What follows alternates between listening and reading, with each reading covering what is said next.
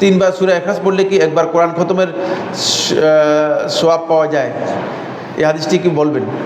না, এই মর্মে যে হাদিসটি বাইহাকী সুনানুল কুবরার মধ্যে বর্ণনা করেছেন, এটা হাদিসটি আলেমগণ বলেছেন দাঈফ জিদ্দান, অত্যন্ত দুর্বল। কেউ কেউ মওদু বলেছেন, কেউ কেউ মিথ্যা হাদিস বলেছেন,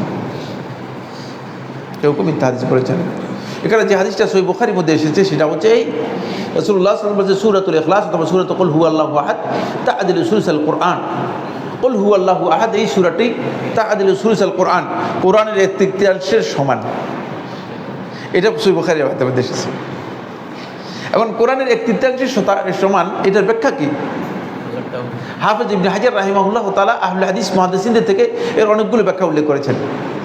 দুটি ব্যাখ্যা প্রসিদ্ধ। এক নম্বর হচ্ছে তা'দিলু সুলুসাল কোরআন, অর্থ হচ্ছে যে কোরআনে আল্লাহ সুবহানাহু ওয়া তাআলা যেই আলোচ্য বিষয় আলোচনা করেছেন এর মধ্যে এই সূরাটাই কোরআনের 1/3 অংশকে কভার করে।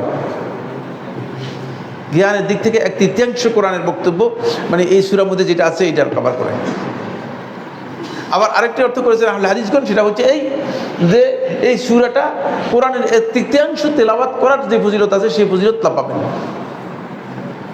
এটা কোনো কোনো রিওয়ায়াতের মধ্যে মানে কিরাত শব্দ এসেছে, তা'দিলু কিরাত সুলুসিল কোরআন। এই রিওয়ায়াতকে শেখ নাসিরউদ্দিন আলবানী রাহিমাহুল্লাহ তাআলা হাসান বলেছেন। এখান থেকে বোঝা যায় যে মানে 1/3 যদি কিরাত মানে কোরআন তেলাওয়াত করে যে সওয়াব রয়েছে সেই সওয়াব পাবে, এই হাদিস থেকে বোঝা যায়। এই হাদিসটা শেখ নাসিরউদ্দিন আলবানী রাহিমাহুল্লাহ তাআলা হাসান বলেছেন। কিন্তু এটার উপর কিয়াস করে 1/3 যোগ 1/3 যোগ 1/3 আন্দাজে ফতোয়া দেওয়ার কোনো বৈধতা নেই। যতটুকু আসছে ততটুকুর মধ্যে কি থাকতে হবে, কারণ এটা গায়বের বিষয়। তো